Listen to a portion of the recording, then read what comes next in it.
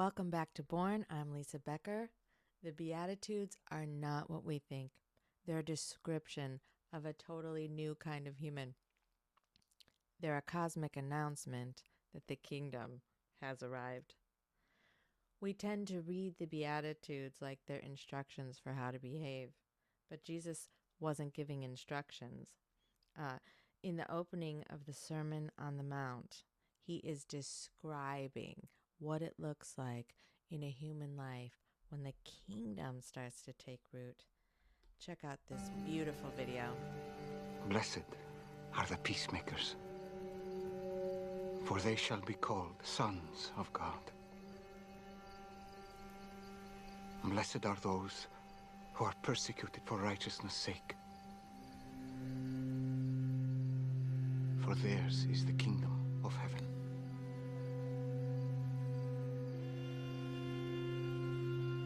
Blessed are you when others revile you and persecute you and utter all kinds of evil against you falsely on my account.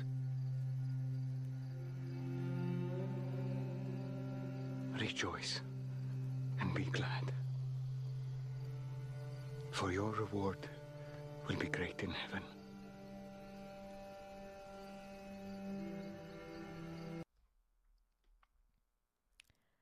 I can't help but think about when I see the disciples, how young men still in this day and age have nowhere to lay their head. No one wants to adopt them if they're in the foster care system. There's little to no housing for them if they find themselves unsheltered. They are generally reviled.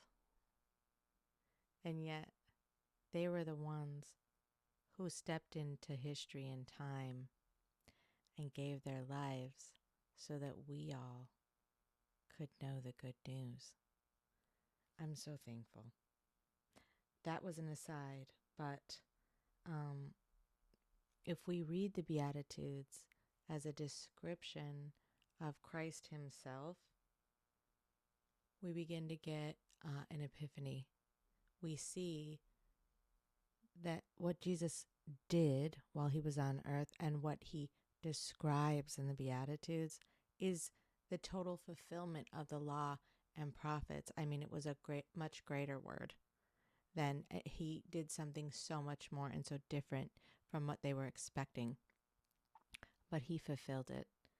And there in the Beatitudes, we find the total purpose of the good news. The kingdom has arrived. It's like the purpose and the message. Like, have you ever asked yourself, what is the good news? The kingdom has arrived. In the Beatitudes, we get the definition and the operating manual for bringing the kingdom. What does it mean? How do we do it? It's in the Beatitudes.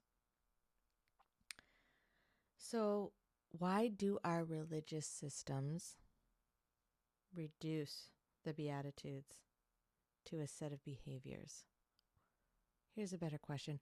Why do we reduce the Beatitudes to life goals? Don't get me wrong, they are my life goals. But to a set of behaviors.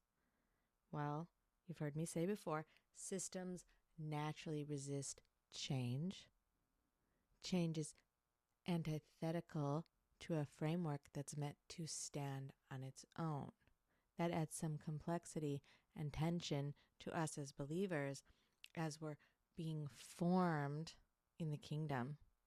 So, what do successful kingdom believers do? They gird themselves, they strengthen themselves with community, transparency. They make sure to be known and to be tested in front of people and against the word, in front of other believers, lovers of the word. And successful kingdom priests know that salvation is not performance. It's definitely not an assent to specific moral presuppositions. It's not about grasping a perfect theology. What it is union. Union with Christ. Consider Jesus himself. He did nothing except what the Father told him to do. He was in Yahweh, and Yahweh was in him. And even though Jesus is Yahweh, he did not consider it a shame to lower himself to be a servant. And notice that he was a servant to God. How did he do that? By serving men. Is there any difference between serving God and serving men, human beings? No, there's no difference. We don't serve the idols of men. We don't serve the opinions of men. We don't serve the pride of men. But we serve men, and that's also the fulfillment of the law and the prophets. And it's, the greater commandment. Love the Lord your God with all your heart and all your soul and all your understanding. Treat your neighbor as yourself. Love your neighbor as yourself. And the second is greater than the first. Whoa. Beatitudes. All right. I could know in my heart of hearts that I love my husband and that he is good. But if I do not meet him in the bedroom, that does not a baby make. In order for something to be born, that requires union. The Beatitudes are not a checklist of behaviors. They're an invitation for union with Christ. Becoming one flesh. That's salvation. Operationally.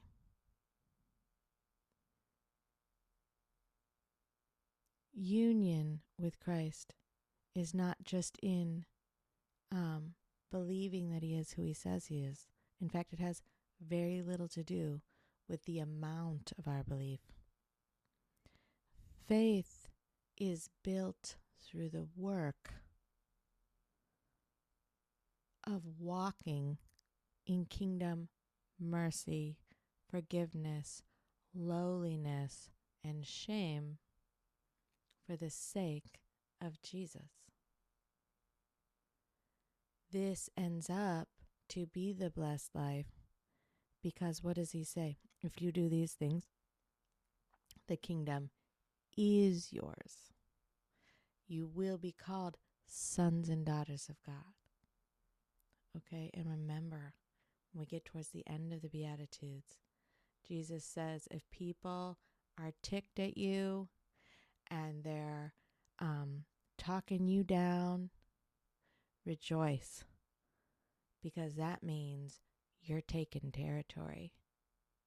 You are bringing the kingdom on earth. That is evidence that I am being formed in you. And not only that, but you know the purpose for our union. So if that's you, I want to say thank you.